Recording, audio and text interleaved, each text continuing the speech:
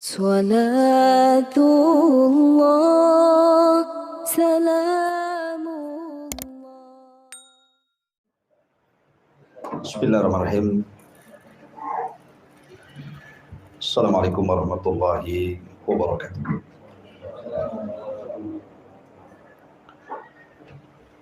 Bismillah wassalatu wassalamu ala rasulillah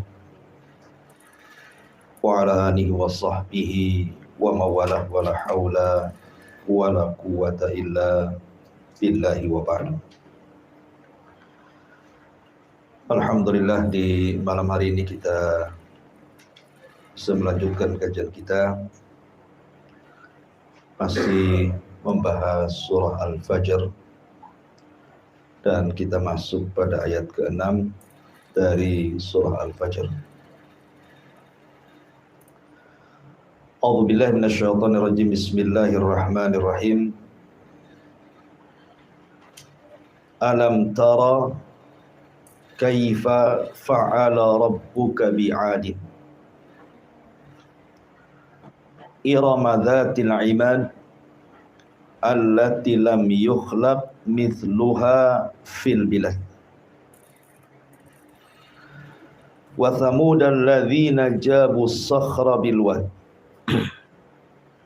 wa fir'auna dhil autad alladhina taghaw fil bilad fa aktharu fiha al-fasad fasabba alaihim rabbuka sawta adab inna rabbaka labil mirsad. Allah Subhanahu wa ta'ala berfirman, tidakkah engkau wahai Muhammad memperhatikan bagaimana Tuhanmu telah berbuat kepada kaum Ad. Siapa kaum Ad? Yaitu penduduk Iram, ibu kota Ad, yang mempunyai bangunan-bangunan yang sangat tinggi,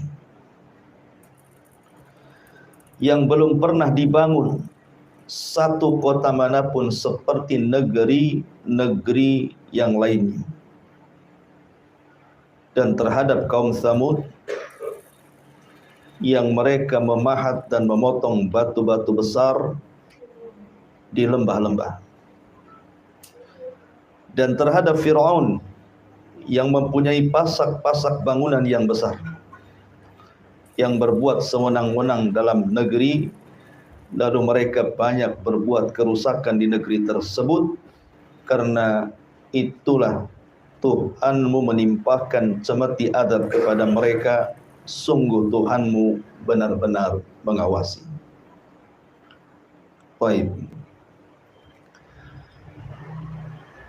Di dalam ayat yang kita tadi baca di sini ada 3 kisah menarik yang kita bisa ambil petik ibrah dan pelajaran. Yang pertama kisah kaum Tsamud, kaum Adul. Kemudian yang kedua kisah kaum Tsamud, dan yang ketiga kisah Fir'aun. Tiga-tiganya adalah para pembangkang para nabi dan rasul. Dan Allah jelaskan kesudahan mereka. Yang pertama kaum Ad, kemudian disusul dengan kaum Tsamud. Ulama mengatakan bahwa kaum Ad dan Tsamud itu sebelum kejadiannya lahirnya Nabi Allah Ibrahim alaihi salatu wassalam. Lah kaum Ad dan kaum Tsamud ini diutus kepada mereka Nabi Arab. Makanya orang-orang Arab sangat paham dengan kisah mereka. Apabila Nabi SAW memberikan peringatan kepada orang-orang musyrik Quraisy, maka Nabi SAW mengingatkan soal 2 kaum ini, kaum Ad dan kaum Tsamud, karena ini yang dihafal ceritanya oleh mereka. Adapun kaum-kaum yang lain dari para nabi Bani Israel, orang Arab tidak tahu. Karena Nabi SAW mengisyaratkan bahwa nabi-nabi Arab itu hanya ada 4 saja. Pertama, Nabi Hud diutus kepada kaum Ad yang kita akan ceritakan. Yang kedua, Nabi Allah Saleh alaihi salam diutus kepada kaum Samud atau Ad kedua. Yang ketiga, Nabi Allah Shu'aib yang diutus kepada Madian. Dan yang terakhir, Nabi kita Muhammad sallallahu alaihi wasallam. Ma'asyiral muslimin yang dimuliakan Allah Subhanahu wa taala. Kaum Ad dan kaum Samud ini kedua kaum yang sama jenisnya. Artinya mereka diberikan banyak kenikmatan yang nanti saya akan sebutkan. Dan mereka kaum yang tidak pernah diciptakan sebelumnya. Memiliki badan-badan yang sangat besar, melebihi besarnya kaum Nuh sendiri. Padahal Nuh itu duluan. Baru setelah itu Nabi Allah Hud diutus kepada Ad dan Nabi Allah Saleh diutus kepada Samud. Tetapi fisik mereka melampaui fisiknya kaum. Makanya nanti Allah katakan fazadahum bastah. Fisik mereka itu besar-besar. Bahkan dalam kisah Israiliyat, karena fisik mereka besar sehingga kalau mereka menyerang sebuah kaum tidak perlu banyak-banyak ngirim pasukan. Cukup 2-3 orang saja itu sudah bisa menghancurkan sebuah kabilah.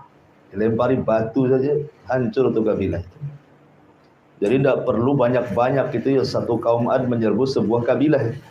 Diutus saja 1-2 orang itu sudah hancur. Karena mereka diberikan kekuatan yang itu harusnya disyukuri tetapi mereka kufur. Baik, bagaimana kisahnya? Kita urut. Ma'asyiral muslimin yang dimuliakan Allah Subhanahu wa taala. Ketika era Nabi Allah Nuh alaihi salatu wassalam dan terjadi tufan yang merupakan azab kepada kaum Nabi Nuh karena mereka melakukan kesyirikan dan diutus Nuh, mereka tidak sadar. Dan mereka menyembah berhala-berhala yang ma'ruf menurut orang-orang Arab. Allah mengatakan la tadarunna waddan wala suwa'an wala yaghutsa wa ya'uqa wa nasra. Jangan kalian tinggalkan Wad, Yaghus, Ya'uq, Suwa dan Nasr. Ini amanatnya para pembesar kaum ketika Nuh berusaha untuk memalingkan sesembahan-sesembahan itu ke dalam tauhid. Ketika kemudian Nuh alaihi salatu wassalam berdakwah siang malam, bahkan Nuh itu berdakwah 950 tahun, bukan waktu yang singkat, lama. Tapi tidak ada tanda-tanda kaumnya beriman. Justru kaumnya malah hendak mencelakakan. Dari situ Nuh kemudian berdoa kepada Allah dan mengatakan, Rabbi inni maghlubun fantasir. Ya Rabb, aku akan dikalahkan oleh mereka, tolong aku. Maka Allah Subhanahu wa taala merintahkan untuk membuat kapal. Singkat cerita, akhirnya ketika azab Allah Subhanahu wa taala mau turun, maka Nuh diperintah untuk masuk ke dalam kapal membawa 3 putranya dan beberapa orang yang beriman serta beberapa binatang berpasang-pasangan. Maka datanglah banjir yang sangat besar, perpaduan hujan dan air yang muncrat dari bumi. Jadi satu. Kita aja di Batam nih kalau hujan 3 hari berturut-turut banjir.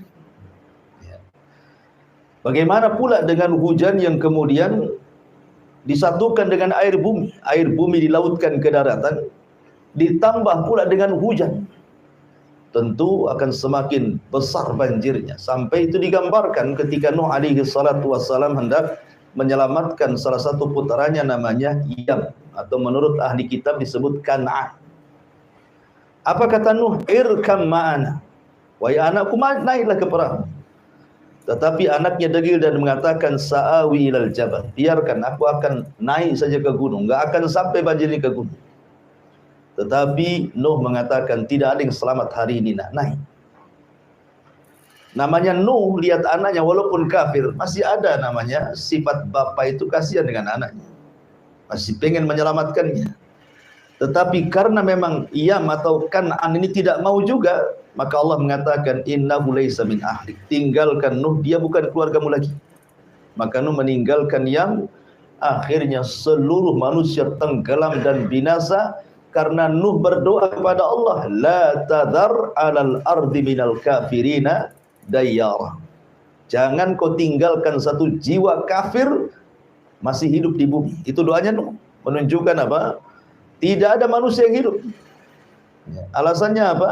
In tadharhum, kalau engkau biarkan satu saja hidup dari mereka, maka mereka akan melahirkan orang-orang yang fajir, yang jahat-jahat. Intinya bahwa setelah banjir bandang ini, maka kemudian Nuh alaihi salam diselamatkan di sebuah bukit namanya Judi di Irak.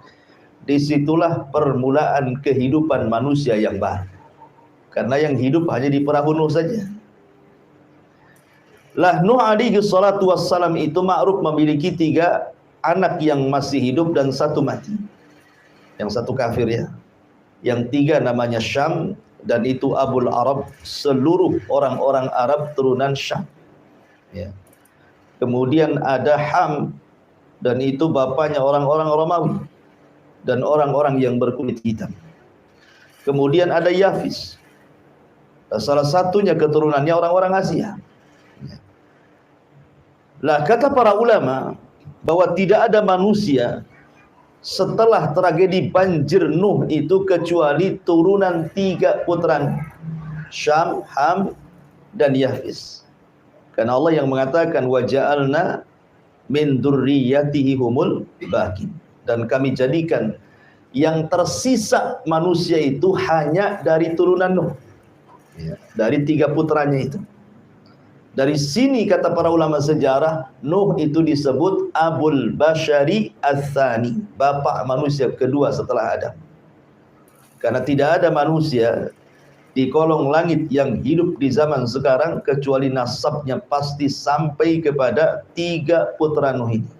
Kalau tidak Syam, ya Ham, kalau tidak Ham, ya Yafis. Dan 3-tiganya putra Nuh alaihi salatu wassalam. Makanya wajar kalau Nuh dikatakan bapak manusia kedua. Lah ketika anak-anaknya Nuh ini sudah mulai menyebar ke beberapa tempat, dan mereka masih mentauhidkan Allah subhanahu wa ta'ala, dan mereka masih melihat bagaimana sisa-sisa kehancuran kaum Nuh alaihi salam, sehingga mereka masih takut dan masih mentauhidkan Allah subhanahu wa ta'ala. Tetapi berlalunya zaman, berlalunya waktu, akhirnya iblis datang kepada kaum yang mentauhidkan Allah dari turunan Nuh. Mulailah kemudian mereka kembali menjadi penyembah berhala. Dan yang pertama kali menyembah berhala adalah kaum Ad dari turunan Nuh alaihi salatu wassalam. Kaum Ad inilah kaum yang pertama kali menyembah berhala. Menurut Ibnu Ishaq, seorang pakar sejarah, bahwa kaum Ad itu menyembah 3 berhala. 3 berhala yang mereka sembah. Pertama Samad, kemudian yang kedua Soda, dan yang ketiga Haba. Ya, ada yang mengatakan Somud atau Somad, kemudian Soda, dan juga Haba. Itulah 3 berhala yang disembah oleh kaum Ad. Masyarul muslimin yang dimuliakan Allah Azza wa Jalla, sebagai gambaran bahwa kaum Ad dan Tsamud itu ada kemiripan. Allah berikan 7 nikmat kepada mereka. Seringkas saja. Nikmat yang pertama yang Allah anugerahkan kepada kaum Ad ataupun kaum Tsamud setelahnya, karena Ad juga termasuk Tsamud masalahnya. Cuman Ad itu disebut untuk dibedakan antara Ad yang kedua, Allah menyebutkan Adanil Ula. Allah mengatakan bahwa kaum Ad itu disebut Adanil Ula, Ad yang pertama, adapun Tsamud itu Ad yang kedua. Artinya sama-sama kaum Ad itu sebenarnya. Cuman membedakan satu Ad, satu Tsamud gitu ya. Dan Tsamud itu nenek moyang orang Arab. Baik. Lah, di antara kenikmatan yang sangat besar yang Allah anugerahkan kepada kaum Ad adalah mereka menguasai ekonomi. Di zamannya mereka menguasai ekonomi. Dan siapapun atau apapun negaranya, kalau menguasai ekonomi, pasti dia bisa menjajah negeri yang lain. Ya kan? Ekonomi, kekuatan ekonomi itu bisa menjajah negeri yang lain. Lihat hari ini, negeri-negeri yang kuat ekonominya, ya kan, negara-negara yang maju luar biasa, bisa menjajah negara-negara yang tidak maju, kan. Lah kaum Ad itu dilebihkan ekonominya, sehingga dengan ekonomi mereka bisa menjajah negeri-negeri yang lain. Dan itu nikmat yang Allah anugerahkan kepada mereka, kuatnya ekonomi. Kemudian yang kedua, kaum Ad diberikan fisik yang sangat kuat. Kaum Ad itu diberikan fisik yang sangat kuat, sampai fisik mereka melebihi fisiknya Nabi Nuh. Tetapi tentu tidak mungkin melebihi Nabi Allah Adam alaihi salatu wassalam. Karena ada kisah-kisah Israiliyat yang kemudian mereka menggambarkan bagaimana fisiknya kaum Ad itu ada yang sampai 100 meter. 100 meter tinggi kali. Celana antum tidak bisa dipakai mereka. Apalagi baju nggak muat. Apalagi celana dalam. Kan itu ya. Artinya bahwa sampai mengatakan 100 meter. Ini mustahil. Nah, kisah ini tentu bertentangan dengan hadis Nabi SAW bahwa fisik yang paling tinggi, yang paling kuat, yang paling kekar, yang paling tampan hanyalah fisiknya Adam alaihi salam. Makanya ketika Rasul berjumpa dengan Nabi Yusuf saat peristiwa Isra Mi'raj, apa kata Rasul? Aku melihat Nabi Yusuf mendapatkan separuh ketampanan Adam. Separuh saja sudah memfitnah banyak wanita. Berarti Adam itu jauh lebih tampan dibandingkan Nabi Yusuf, kan itu. Itu kan separuhnya saja. Jadi kalau Nabi Adam hidup di zaman sekarang, mungkin semua wanita akan memandang Adam. Kalau Yusuf saja satu Mesir terfitnah, bagaimana pula Adam alaihi salatu wassalam. Dan ini mematahkan teori Darwin yang mengatakan manusia berasal dari kera, kan itu ya. Kera cakep atau tidak cakep? Mana ada kera cakep? Antum dandani, antum kasih bedak pun tidak akan cakep kera itu. Ya mungkin si Darwin saja yang ikut kera. Kita ikut Nabi Adam. Baik, masyarul muslimin yang dimuliakan Allah Azza wa Jalla. Jadi nikmat yang kedua, mereka diberikan fisik yang kuat, kemudian tinggi. Yang tadi saya kisahkan, kalau menghancurkan sebuah kabilah tidak perlu bawa pasukan, cukup dikirim 2-3 orang saja sudah cukup tuh, gitu ya. Dilempari batu saja sudah mati semua satu kabilah itu. Karena di zaman Ad itu hanya Ad yang punya fisik seperti itu. Jadi kaum-kaum yang sezamannya itu ya kecil-kecil gitu ya, di bawahnya kaum Ad. Makanya kaum Ad itu menguasai. Ya, karena fisiknya yang besar, itu nikmat harusnya. Mereka syukuri, kan. Kita aja kalau masuk tentara, kalau pendek gak keterima. Kan gitu ya. Masuk tentara, masuk polisi itu diukur juga tuh tingginya tuh. Sehingga tinggi badan juga nikmat seharusnya. Ini yang kedua.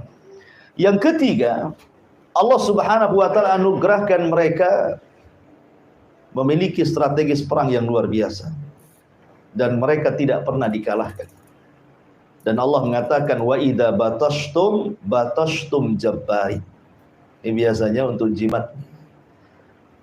Anda dulu pernah baca kitab Mujarabat tuh. Kalau hendak nonjok orang tuh, baca katanya ayat ini. Wa idza batashtum jabbarin. Apabila mereka hendak menyerang, mereka tidak punya belas kasihan. Ya. Jadi kaum Ad itu punya strategis perang, kalau nyerang itu tidak pernah kalah itu. Dan mereka kaum yang sangat bengis sekali. Sehingga tidak ada satupun kabilah di zaman itu. Karena kan belum ada negara-negara saat sekarang gitu ya. Masih kabilah-kabilah juga, umatnya juga belum banyak di zaman itu. Tidak ada yang berani, kalau diserang itu nyerang betul mereka. Tidak punya belas kasihan sama sekali. Karena mereka memiliki selain fisik besar gitu ya, memiliki strategis perang yang luar biasa. Ya, ini nikmat yang ketiga. Nikmat yang keempat, Allah Subhanahu wa taala berikan kesuburan. Ladang mereka subur, sawah mereka subur, ternak mereka subur. Pokoknya Allah berikan luar biasa nikmat dari dalam perut bumi itu. Subur. Ya kan? Makanya ketika kita bicara tentang negeri Sabah, negeri Sabah itu Allah mengatakan baldatun thayyibatun wa rabbun ghafur. Baldatun thayyibah, negerinya baik. Kenapa negerinya baik? Karena di negeri Sabah itu kebun-kebunnya itu semua tumbuh semua buah-buahan. biji-bijian. Anehnya lagi, tidak ada ulat, tidak ada semut, tidak ada serangga, tidak ada binatang. Gitu ya. Kalau kita masuk kebun tuh mikir-mikir takut ular. Kalau negeri Sabah tidak ada. Jangan lagi cerita ular, semut pun tak ada, lalat pun tak ada. Jadi masuk ke dalam kebun itu betul-betul menikmati. Jadi kalau ada seorang wanita masuk ke negeri Sabah, di atasnya ditaruh keranjang di atas kepalanya, tidak perlu dipetik, pulang itu sudah penuh tuh. Masuk kebun, keluar penuh, sudah penuh dengan buah-buahan di atas kepalanya. Jadi negeri Adi juga sama, disuburkan gitu ya. Ya, ini juga nikmat seperti negeri kita ini kan negeri subur dibandingkan negeri-negeri yang lain. Coba antum umroh sana. Lihat tuh Saudi itu padang pasir itu kering kelontang, enggak jelas itu ya. Tetapi karena kecanggihan teknologi, waktu saya di Yaman, subhanallah padang pasir bisa disulap jadi sawah ditanami gandum. Begitu ya. Jadi setahun itu jadi padang pasir, terkadang hijau karena sudah kecanggihan teknologi di zaman sekarang gitu. Ini nikmat yang keberapa? Nikmat yang keempat. Allah suburkan. Ya. Kemudian nikmat yang kelima. Nikmat yang kelima yang Allah berikan kepada kaum Ad ini. Mereka sanggup merubah tanah datar menjadi istana. Jadi mereka membuat, umpamanya ada tanah datar di padang pasir itu, diambil batu-batu dari gunung itu, kemudian mereka susun. Mereka mampu membuat istana itu. Tanah datar jadi istana. Padahal di zaman itu teknologi belum secanggih sekarang kan gitu. Belum ada belko alat berat. Tetapi bagaimana Allah Subhanahu wa taala berikan kekuatan mereka bisa menyulap tanah datar jadi istana.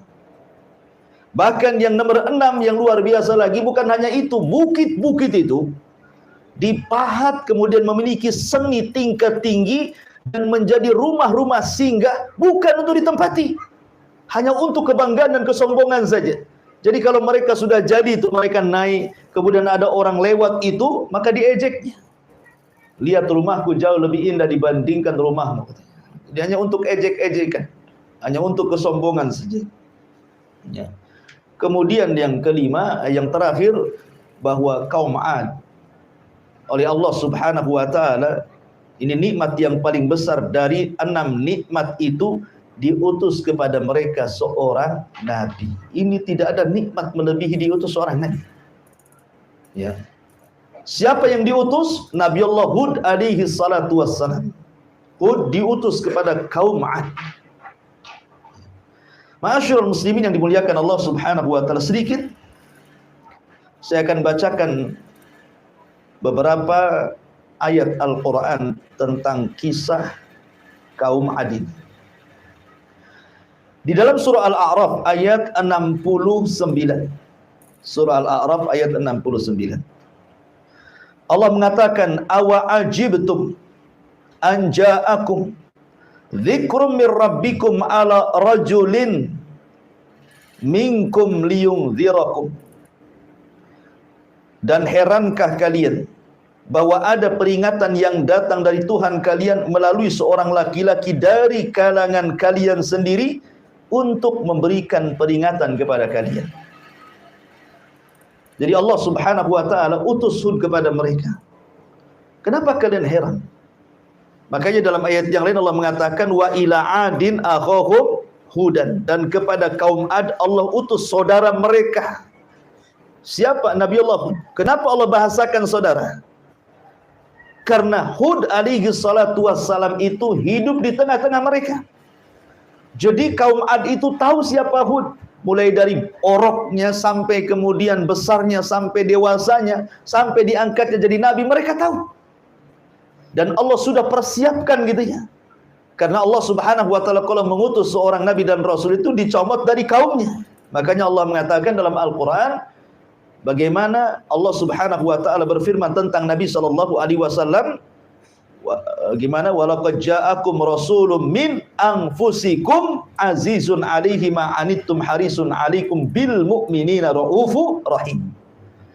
Dan sungguh Allah telah utus kepada kalian seorang rasul dari jenis kalian, dari jenis kalian manusia, dari daerah kalian sendiri. Jadi mereka sudah paham siapa Hud itu sebenarnya. Kemudian fitrah dakwah seorang nabi itu pasti mendakwahkan tauhid. Yang pertama didakwahkan adalah dakwah tauhid. Tapi sebelumnya Hud alaihi salatu wassalam berusaha untuk mengingatkan nikmat. Pentingnya kita diingatkan nikmat, ikhwan, supaya jangan kufur.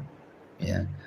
Makanya kemudian Allah mengatakan wadhkuru ij'alakum khulafa min ba'di nuhin wa zadakum fil khalqi bastah fadhkuru ala Allah la'allakum tuflihun. Kata Hud kepada kaum Ad, ingatlah ketika dia menjadikan kalian sebagai pengganti-pengganti kaum Nuh. Kalian ini pewaris kaum Nuh. Ya. Kemudian dan Allah subhanahu wa ta'ala telah lebihkan kalian dalam kekuatan tubuh dan perawakan kalian.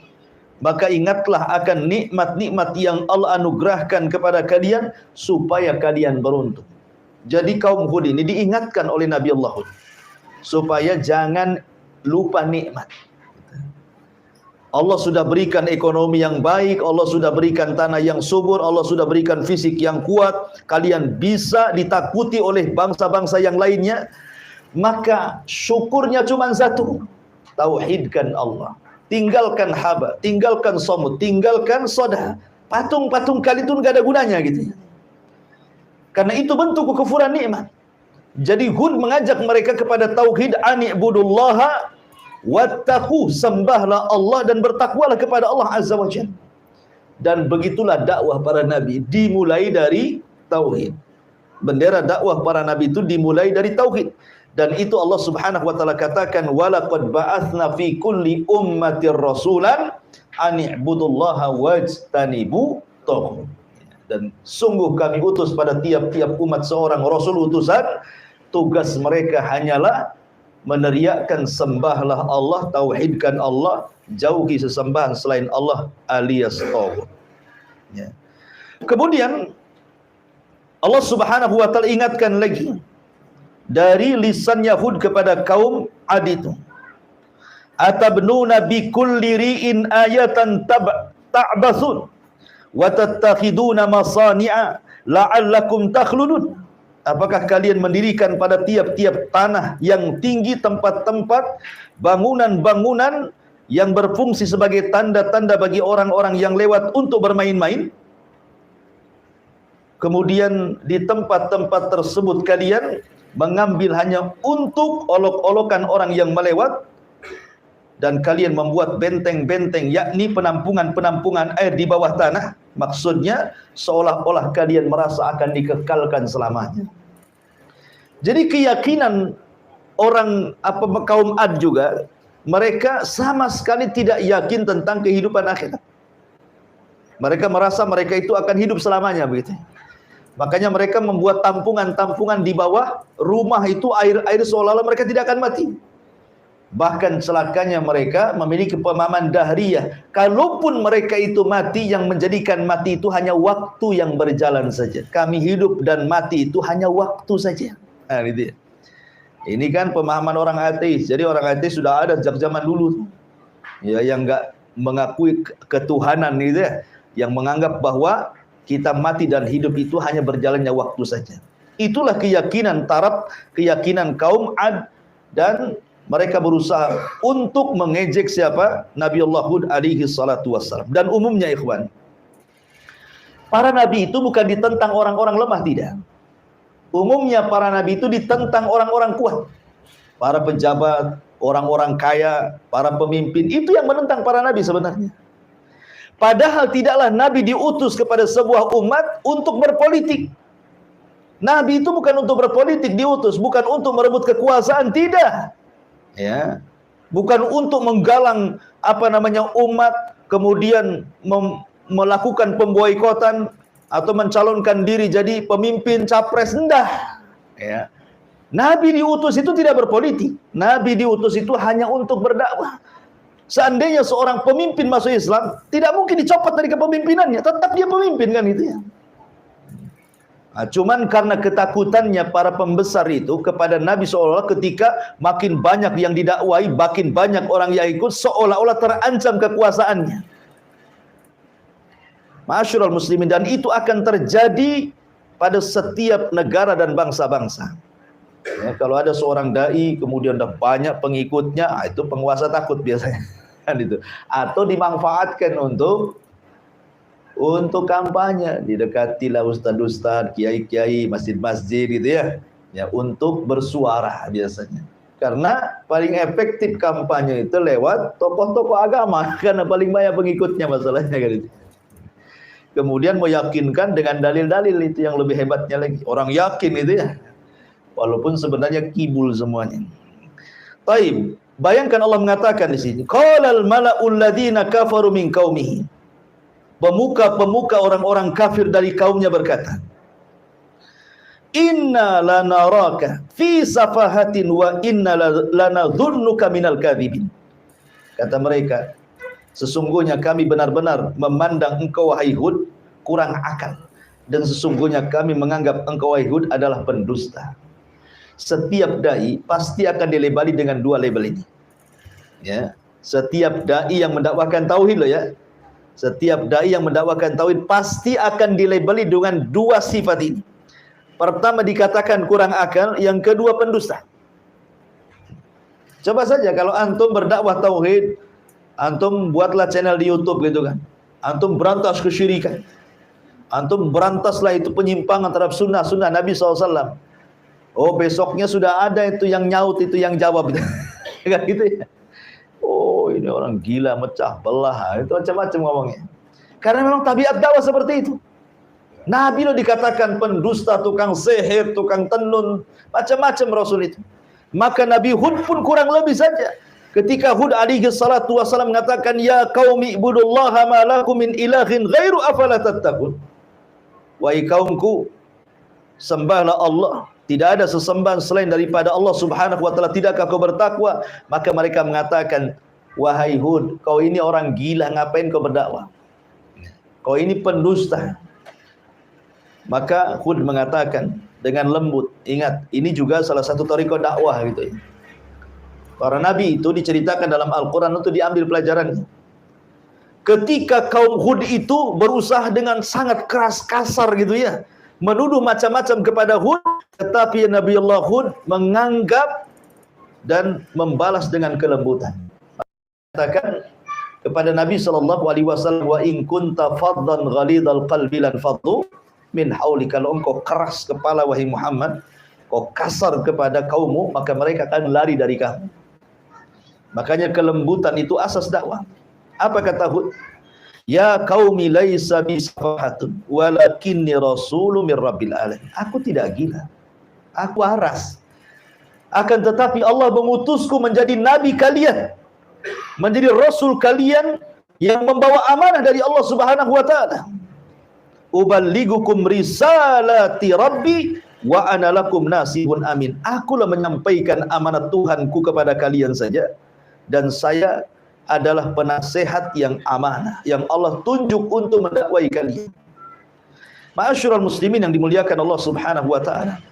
Intinya bahwa Hud alaihi salam terus mendakwai kaumnya dan para pembesar, tetapi Allah Subhanahu wa taala takdirkan memang kaum itu mendustakan para nabinya. Makanya Allah mengatakan kadzabat adanil mursalin. Kadzabat adun al mursalin. Telah mendustakan kaum Ad para rasul. Ya. Makanya ketika kemudian mereka mungkin sudah capek gitu ya. Mungkin bahasa kitanya sudah bosan dengan ucapan-ucapan Hud ini. Kemudian mereka mengatakan, ya Hud, ma ji'tana bibayyinatin wa ma nahnu bitariki alihatina an qaulika wa ma nahnu laka bimu'minin. Mereka kaum Ad mengatakan, wahai Hud, engkau tidak mendatangkan satu bukti yang nyata kepada kami kalau engkau seorang nabi. Engkau hanya manusia biasa. Kami makan, kau makan. Kami jalan, kau berjalan. Kau ke pasar, kami juga ke pasar. Untuk apa kami ikuti orang yang sama dengan kami, gitu maksudnya. Mereka mengatakan kaum Ad ini, wahai Hud, engkau ini tidak ada bukti kalau kau seorang nabi. Dan kami tidak akan meninggalkan atau tidak pernah meninggalkan Tuhan-Tuhan kami gara-gara ucapanmu. Dan kami selamanya tidak akan beriman. Kata kuncinya langsung mereka keluarkan, tidak akan beriman. Kemudian mereka mengatakan, innaqul inna qulu illa taraka ba'du alihatana bisu. Kami hanya mengatakan bahwa sebagian sembahan kami telah menimpakan penyakit gila kepada kalian. Boleh jadi engkau itu wahai Hud kewalat dengan sesembahan kami katanya. Makanya sekarang kau jadi gila katanya. Gitu maksudnya ya. Ya. Jadi ketika Hud kemudian berusaha kemudian memperingatkan umatnya, janganlah sembahlah patung-patung itu. Patung-patung itu tidak membawa manfaat, tidak memudaratkan, bahkan akan mengancam azab kepada kalian. Mereka mengatakan, lihat, jangan-jangan Hud gila itu gara-gara ditimpa oleh Tuhan-Tuhan kami. Kewalat dia dengan kami, itu bahasanya. Ya. Maka kemudian mereka mengatakan, lain ata'tum basyaram mithlukum, lain ata'tum basyaram mithlakum innakum idzan la khasirun aya'idukum annakum idza mittum wa kuntum turaban wa idzaman annakum mukhrajun. Dan sesungguhnya kalian menaati manusia seperti kalian, niscaya kalian akan benar-benar rugi. Apakah jika ia menjanjikan kepada kalian bahwa bila kalian telah mati dan telah menjadi tanah, kemudian telah menjadi tulang belulang, kalian sungguh akan dikeluarkan dari kuburan kalian? Hayhat, hayhat lima tu'adun. Jauh sekali kebenarannya, mustahil. Mereka sudah mulai menentang, mustahil. Karena kemudian mereka tidak mau beriman lagi. Dan yang lebih parah lagi, mereka nantang. Ya, nantangnya apa? Minta azab dari Allah Subhanahu wa taala. Coba. Ya, tapi begini ya, mukjizatnya Nabi Hud itu luar biasa. Hud itu diberikan mukjizat oleh Allah. Apa mukjizatnya? Tawakal yang kuat. Hud itu diberikan oleh Allah mukjizat berupa tawakal. Jadi tawakal itu jadi mukjizat dia. Coba bayangkan. Kaum Ad itu kan besar-besar. Kemudian tentaranya kuat-kuat. Kalau menghancurkan kaum sebentar saja. Tapi mereka tidak bisa menyentuh Hud. Ya kan? Bahkan Hud alaihi salatu wassalam sampai kemudian mengatakan, min dunihi fakiduni jami'an la tungzirun, katanya. Kalau kalian tidak suka denganku, kata Hud, kumpulkan kaum Ad semuanya, serang aku sekarang, jangan ditunggu-tunggu waktunya. Lihat, nantang ke Hud ini kan. Kenapa dengan begitu percayanya Hud mereka tidak bisa menyentuh dia? Karena Hud mengatakan, inni tawakkaltu Allah rabbi wa rabbukum ma min dabatin illa huwa akhidun binasiyatiha inna rabbi ala sirati mustaqim. Sesungguhnya aku bertawakal kepada Allah Tuhanku dan Tuhan kalian. Tidak ada satupun makhluk bergerak yang bernyawa, melainkan dialah yang memegang ubun-ubunnya. Sungguh Tuhanku di jalan yang lurus lagi adil.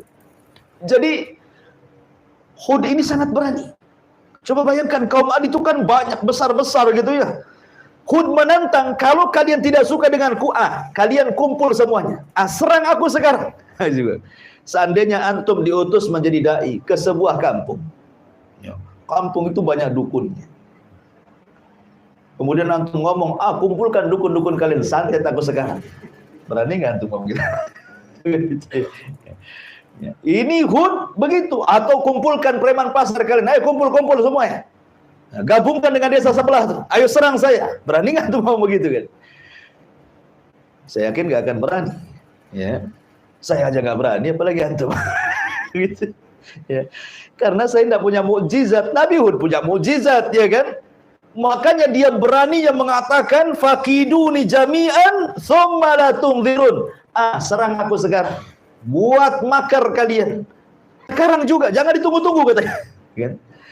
Tetapi kaum Ad memang tidak bisa menyerang Hud alaihissalam. Menyentuh kulitnya pun tidak bisa. Itulah kelebihan namanya mukjizat Nabi Allah Hud alaihi salatu wassalam. Akhirnya kemudian mereka pun mengatakan kepada Hud alaihi salatu wassalam, sudah gini saja. Kami semua tidak akan beriman kepada Muhammad. Nggak akan beriman. Macam mana kau ngoceh pun kami tidak akan beriman. Ya. Kalau engkau seorang nabi, fa'tina bima ta'iduna in kuntum minas sadiqin. Buktikan. Katanya engkau selalu mengancam-ngancam kami, kalau tidak ikut kami akan diazab. Buktikan azabmu sekarang. Mana azab Allah? Timpakan sekarang kepada kami, katanya. Kan gitu ya. Jadi mereka mulai menantang Allah. Oh, bahaya kalau sudah menantang Allah. Kalau sudah menantang Allah, bahaya. Ketika mereka sudah ngomong seperti itu, apa yang terjadi? Akhirnya Allah kirim paceklik yang berkepanjangan. Ada yang mengatakan 3 tahun tidak turun hujan, sehingga tanah menjadi kering kelontang. Tidak ada yang tumbuh satu tumbuhan. Binatang-binatang pada mati. Manusia sudah mulai kelaparan. Nikmat Allah sudah mulai dicabut karena mereka kufur kepada Allah Azza wa Jalla. Kebiasaan kaum Ad, kalau ada musibah maka mereka akan mengutus 70 orang pilihan dari orang-orang berakal mereka. Kemana? Ke haram. Ya, karena Ad itu posisinya di Ahqaf. Ahqaf itu gunung pasir, disebut Ahqaf namanya. Dan di dalam Al-Quran Allah jadikan 2 nama surat. Hud Allah jadikan nama surat, suratul Hud. Kemudian Ahqaf Allah jadikan nama surat juga, suratul Ahqaf. Ya kan? Jadi dua-duanya jadi nama surat tuh. Kalau Ahqaf itu artinya gunung pasir, letaknya antara Hadraul Maut dan Oman. Tengah-tengahnya itu Ahqaf. Disitulah kaum Ad tinggal. Artinya kan masih dekat dengan haram, Yaman. Ya kan, Yaman ke Mekah kan dekat. Jadi mereka ini, orang-orang pilihan ini, berangkatlah dari Ahqaf ini, menuju haram, tanah haram, menuju Ka'bah. Ya. Menuju tanah suci gitu.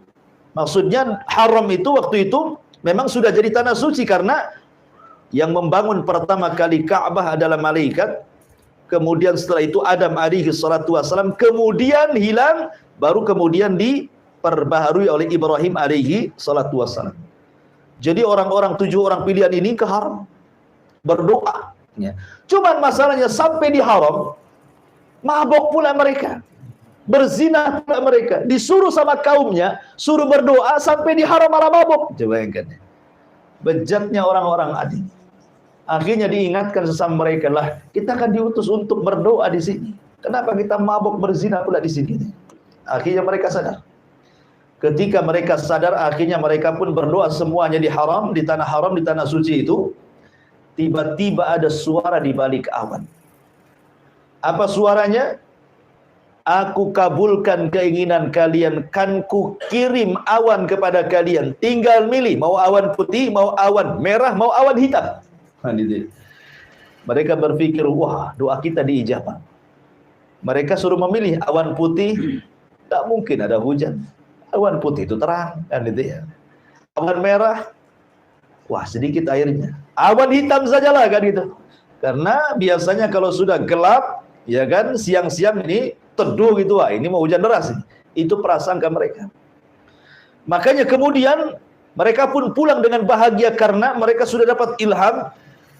Pulanglah mereka ke negeri Ahqaf, pulang kampung, dan memberitahu kampungnya bahwa doa mereka sudah diijabah. Betul, Allah Subhanahu wa taala kirim awan kepada mereka, dan itu Allah gambarkan dalam Al-Qur'an. Falamma ra'auhu aridan mustaqbila audiyatihim, maka ketika mereka melihat, ya, ada awan hitam yang menuju lembah-lembah mereka, ladang-ladang mereka, sawah-sawah mereka, semua keluar. Bayangkan, mereka tidak paham kalau ini ada. Jadi seluruh kaum Ad keluar dari rumah-rumah mereka, dari anak kecil, orang dewasa, laki-laki, perempuan, tua, muda, semua keluar. Ingin merasakan hujan yang sudah 3 tahun tidak hujan-hujan. Mereka bernaung di awan itu. Apa yang terjadi? Qalu, mereka mengatakan, hadza 'aridun mumtiruna. Mereka mengatakanlah awan yang akan menurunkan hujan kepada kami. Dengan bangganya mereka bernyanyi-nyanyi, berteriak-teriak dengan penuh kebahagiaan. Inilah awan yang akan menurunkan hujan kepada kami. Maka Allah mengatakan, bal huwa masta'jaltum bi rihun fiha adzabun alim. Maka Allah katakan, bahkan ini azab yang kalian minta disegerakan datangnya, yaitu angin yang mengandung azab yang sangat pedih bagi kalian. Rupanya awan hitam itu permulaan azab Allah. Mereka tidak paham. Ya. Jadi hati-hati bahwa terkadang orang menyangka itu nikmat, rupanya di balik nikmat itu ada azab.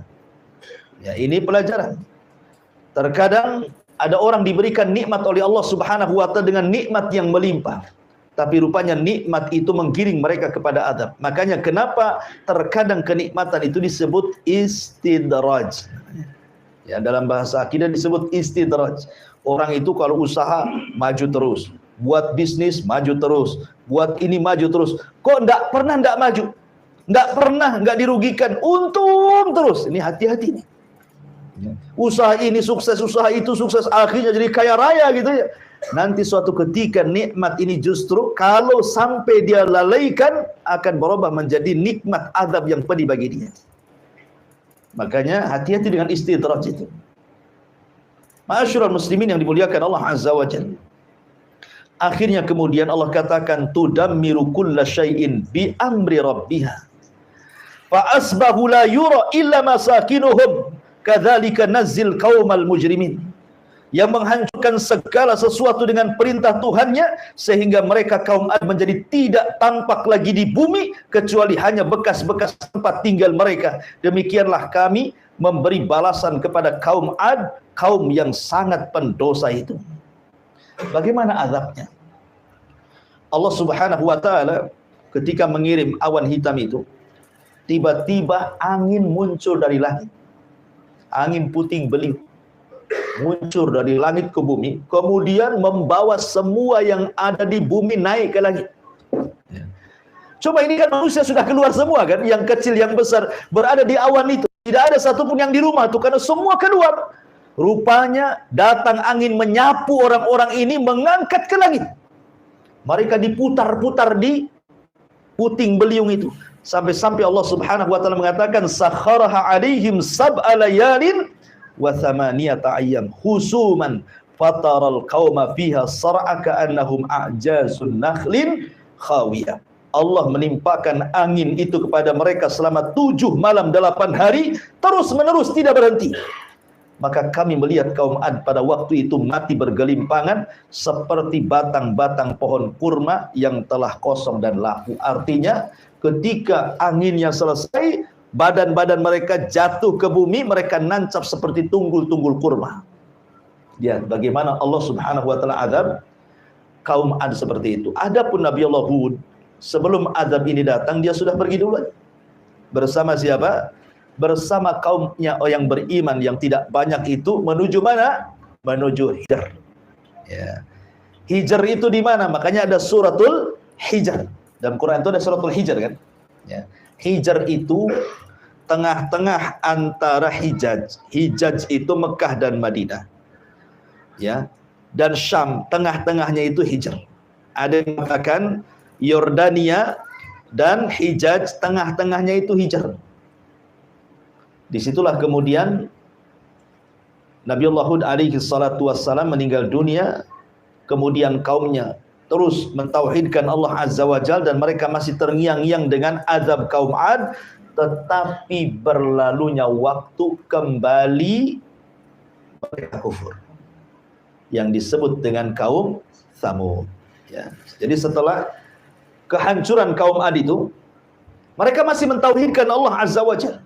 Tapi berlalunya waktu, berlalunya zaman, akhirnya kemudian terjadi kesyirikan lagi setelahnya. Dan yang pertama kali melakukan kesyirikanlah kaum Tsamud, masih turunannya Ad.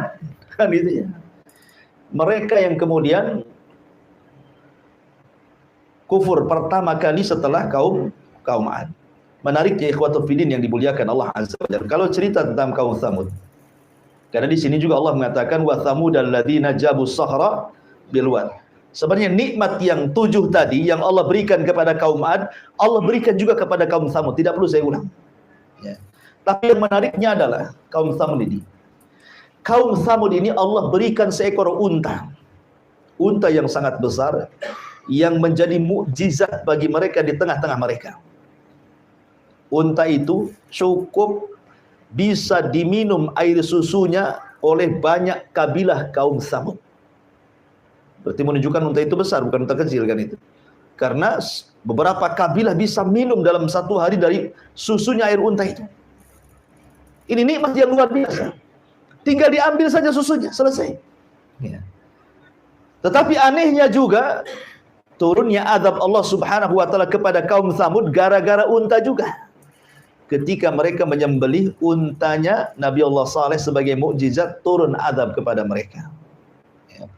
Jadi unta yang membawakan nikmat, unta pula yang mendatangkan azab. Bagaimana kisahnya? Ma'asyiral muslimin yang dimuliakan Allah Subhanahu wa taala. Kaum Tsamud, kalau kaum Ad, Allah Subhanahu wa taala juga banyak menyebutkan dalam Al-Qur'an. Bahkan Nabi Allah Hud 7 kali diulang di dalam Al-Qur'anul Karim. Lah kaum Tsamud ini masih keturunan kaum Ad, maka disebut Ad yang kedua. Kalau kaum Ad yang pertama disebut Adanil ula. Ini Ad ats-tsani. Ya. Dan dua-duanya bangsa Arab. Ingat bahwa Arab itu terbagi menjadi 3. Ada yang disebut dengan Al-Arabu Al-Ba'idah. Ada yang disebut dengan Al-Arabu Al-Baqiyah. Ada yang disebut dengan Al-Arabu Al-Musta'rab namanya. Al-Arabul Ba'idah ini Arab yang sudah punah. Kaum Ad, kaum Tsamud sudah punah. Tidak ada lagi turunannya. Ya, hanya tinggal ceritanya. Kemudian yang kedua Al-Arabul Baqiyah. Arab yang masih ada. Ya, dan itu salah satunya keturunan Qahtan, seperti Imam Malik rahimahullahu taala itu keturunan Qahtan. Kemudian yang ketiga ada namanya Al-Arabu Al-Musta'rab, bukan orang Arab tapi fasih berbahasa Arab, akhirnya dikatakan orang Arab karena kefasihan bahasa Arab. Dan kaum Tsamud ini sama dengan kaum Ad. Ini Arabul Al-Ba'idah. Ini kisahnya sudah nggak ada turunannya, tetapi kan dikisahkan karena Rasulullah SAW konteks ayat ini ingin mengingatkan orang-orang Quraisy, jangan kufur kalian. Kalau kalian kufur, nanti kalian diazab seperti kaum Ad dan Tsamud, gitu maksudnya. Ya. Makanya ketika Al-Walid ibn Mughirah datang kepada Nabi SAW, kononnya mau tawar-menawar dan mengatakan, ya Muhammad, sudahlah. Nggak usahlah kau lanjutkan dakwah. Kau ini pengen apa? Kalau kau ingin harta, kami kumpulkan harta kami. Kami jadikan kau orang paling kaya di antara kami. Kalau kau ingin raja, kami jadikan kau raja kami. Kalau kau ingin perempuan yang cantik, kami carikan. Kalau kau gila, kami carikan tabibnya, dokternya. Tapi tolonglah. Ya sudah, sampai di sini. Kata Nabi SAW, ya Walid, sudah kau ngomong. Sekarang gantian. Maka Nabi SAW tidak membantah soal tawaran-tawaran tadi. Tapi Nabi membacakan ayat fa'in a'radu, ya, fa'in a'radu anzartukum bisa'iqatin mithla sa'iqati adi wa tsamud. Kalau mereka orang-orang Quraisy itu berpaling dari dakwahku, ingat, mereka akan disambar halilintar seperti halilintar yang pernah membinasakan kaum Ad dan Tsamud. Ketakutan itu Al-Walid. Karena tahu kisah mereka di benak-benak mereka kan. Dan mereka meyakini ini seorang nabi sebenarnya. Cuman karena hasad dan takaburnya saja tidak mau beriman. Akhirnya mengatakan hasbuka yang cukup, yang jangan diteruskan itu. Ketakutan dia. Akhirnya dia pulang menemui orang Quraisy, kata pembesar Quraisy, kata Abu Jahal, gimana hasilnya? Nampaknya kau pergi, beda pula mukamu kau kembali, katanya. Jangan-jangan kau sudah beriman. Katanya kan itu. Artinya di sini Nabi SAW mengingatkan tentang kaum Ad dan Tsamud kan. Artinya di otak-otak orang Arab itu sangat paham kisah-kisah ini. Makanya Rasulullah SAW tidak mengkisahkan Nabi-Nabi Bani Israel. Karena mereka tidak ada pengetahuan tentang itu. Makanya Rasul mengkisahkan tentang dua kaum yang mereka paham. Diutus kepada mereka Nabi dan Rasul, mereka membangkang, turun azab. Apakah kalian mau seperti itu? Nah, gitu maksudnya. Ma'asyiral muslimin yang dimuliakan Allah Azza wa Jalla, kembali bahwa sebagaimana Nabiullah Saleh dan juga Nabiullah Hud dan seluruh para nabi mendakwai mereka ke dalam tauhid, kaum Tsamud pun menentang Nabi Saleh. Tidak perlu saya ceritakan panjang-panjang karena kita ambil singkat-singkatnya saja. Akhirnya mereka pun mengatakan, ya Saleh, kalau engkau seorang nabi, kami tidak melihat ada bukti dari kami. Ya. Bukankah seorang nabi harus bawa mujizat? Kata Nabi SAW, mau kalian apa? Mereka mengatakan, kalau engkau seorang nabi, keluarkan dari batu ini unta. Tetapi bukan hanya sekedar unta. Unta usyara. Usyara itu yang sedang hamil 9 bulan. Jadi kalau keluar langsung hamil. Langsung lahir gitu maksudnya. Itu namanya unta usyara. Ya. Akhirnya kemudian usyara itu 10 bulan ya. Dari kalimat usyarah. Jadi unta yang hamil 10 bulan kalau keluar dari batu langsung melahirkan. Permintaannya aneh gitu. Akhirnya kemudian Nabi Soleh berdoa, meminta izin untuk melaksanakan 2 rakaat salat, kemudian berdoa kepada Allah Azza wa Jal, dan Allah kabulkan permintaannya. Tiba-tiba batu berbelah, kemudian keluar unta tadi. Kemudian Nabi Soleh membuat aturan, ya, ini unta adalah berkah bagi kalian. Makanya naqatullah, ini unta Allah, ingat. Sesuatu yang dinasabkan kepada Allah punya kemuliaan. Baitullah, rumahnya Allah. Naqatullah, untanya Allah. Sesuatu yang dinasabkan kepada Allah pasti punya kemuliaan. Nabi Soleh sudah mewanti-wanti, ini unta mukjizat bagi kalian. Tapi tolong bagi waktu. Saat kalian mengambil air, ya, maka kalian jangan ganggu unta. Kalian boleh ambil air, dan kalian kok boleh mengambil air susunya. Tapi besoknya unta itu yang akan minum, kalian tidak boleh mengambil air. Kalian cukup mengambil air susunya saja. Jangan ganggu dia. Kalau ganggu, kalian akan ditimpa adab. Terus berlalu, berhari, berbulan, bertahun, mereka mendapatkan nikmat dari unta itu.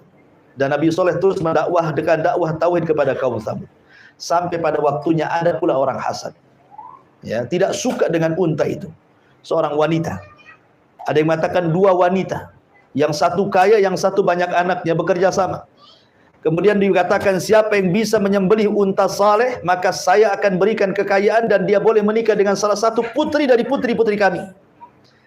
Kemudian ada pula yang daftar, namanya Qidar ibn Salib. Qidar ibn Salib dan satu kawannya, lupa saya namanya, ya.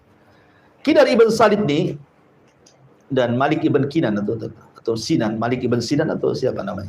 Pokoknya 2 orang ini siap daftar. Tetapi sebelum dia membunuh unta Nabi Soleh itu, dia gerilya door to door dulu ke rumah-rumah, minta pendapat. Gimana kalau kayak sembelih Nabi Soleh? Setuju nggak? Setuju. Gimana? Setuju. Setuju. Akhirnya satu kampung setuju. Rupanya kebanyakan mereka tidak suka. Makanya kenapa Allah mengatakan fa'aqaruha, ya, menggunakan jama. Mereka pun menyembelih unta Soleh, padahal yang menyembelih 2 orang. Tapi bahasanya menggunakan jama karena disepakati satu kampung, ya. Mereka sepakat, cuman eksekutornya cuman si Qidar ibn Salib dan kawannya ini, yang betul-betul mengeksekusi untanya Nabi Soleh sembelih, kemudian dikuliti dan dimakan dagingnya. Dalam kisah Isra lihat kan dia bawa unta, anak untanya itu, ya, anaknya unta Yasruh pergi kemudian masuk lagi ke dalam batu itu. Itu kisah Isra lihat. Dalam Quran atau dalam sunnah itu tidak ada kisah seperti itu. Hanya mukjizatnya Nabi unta itu, mukjizatnya Nabi Soleh itu adalah seekor unta tanpa disebutkan punya anak gitu, tanpa disebutkan keluar dari batu, enggak, ya. Cuman seekor unta, gitu saja. Dari mana unta itu? Ya pokoknya dari Allah lah kan, namanya unta Allah. Nah, cuman kalau kita lihat Israiliyat lebih jelas gitu kisahnya, ya. Oh, unta itu permintaan Bani Israel sama dengan di zaman Nabi SAW kan meminta mukjizat kan, untuk terbelah bulan jadi 2 kan. Maka terbelah bulan jadi 2 tuh. Tetapi setelah kejadian mereka menuduh Nabi SAW sebagai tukang sihir katanya. Laqad dhahara sihru Muhammad. Muhammad sudah nampak sihirnya. Mereka mukjizat malah nuduh sihir, ya. Intinya bahwa disembelilah untanya Nabi Allah Soleh alaihi salatu wassalam. Maka sebagaimana yang ma'ruf gitu, ya, yang ma'ruf, maka Nabi Soleh ini mengingatkan mereka, jangan disembelih, kalau tidak datang azab kepada kalian. Betul-betul disembelih, ya. Maka datanglah azab kepada mereka. Apa azabnya? Ma'asyiral muslimin yang dimuliakan Allah Azza wa Jalla, Nabi Soleh mengatakan 3 hari akan datang azab kepada kalau kalian tidak bertobat. Rupanya 3 hari ini justru mereka merencanakan pembunuhan. Bukan hanya telah membunuh unta, Nabi Soleh pun mau dibunuh dia. Maka di hari pertama wajah mereka tiba-tiba memerah. Hari kedua memutih. Hari ketiga kemudian menghitam. Hari keempat Jibril turun. Kemudian berteriak sekali teriakan, sehingga teriakan Jibril mengeluarkan setiap jiwa yang ada di raga manusia. Ruhnya melesat, semuanya mati. Sampai-sampai mereka tinggal jasad bergelimpangan di rumah-rumah mereka. Ini akibat daripada mereka tidak bersyukur akan nikmat Allah Subhanahu wa taala dan tidak menerima peringatan Nabi Allah Saleh. Makanya Allah mengatakan kadzabat Samud bin nuzur. Kaum Samud telah mendustakan para pemberi peringatan. Lah, kok menggunakan jama nuzur? Harusnya nadir. Ya. Kenapa Allah mengatakan kaum Samud telah mendustakan para pemberi peringatan? Kan yang memberi peringatan cuma satu, Nabi Saleh. Kenapa menggunakan jama di sini? Kata ulama tafsir, di sini hanya sekedar ingin mengatakan bahwa mendustakan satu nabi maka sama dengan mendustakan banyak nabi. Anda mendustakan satu Nabi Saleh berarti mendustakan semua nabi sebelumnya. Makanya menggunakan nuzur. Ya, pakai jama karena mendustakan satu nabi sama dengan mendustakan nabi-nabi yang lain. Wa qalu abasyam minna wahidatan nattabi'uhu inna idzan la fi dhalal wa syu'ur. Mereka mengatakan, apakah kami harus mengikuti satu orang? Dia manusia sama seperti kami. Kalau begitu kami tersesatlah. Ngapain pula dia manusia, kami juga manusia. Ngapain harus ikut sesama manusia katanya. Ya. Maka teruslah mereka mendustakan seperti itu. Akhirnya sampai kemudian Allah mengatakan inna arsalna alaihim sayhatan wahidatan fakanu kahashimin al-muhtadir. Kami utus kepada mereka Jibril untuk berteriak satu kali teriakan, maka mereka menjadi jasad-jasad yang bergelimpangan di rumah-rumah mereka. Inilah kisah Samud. Kemudian yang terakhir, dan di sini Allah Subhanahu wa taala mengatakan menyinggung soal Firaun. Ya. Di sini Allah Subhanahu wa taala mengatakan di dalam surah Al-Fajr di sini tentang Firaun.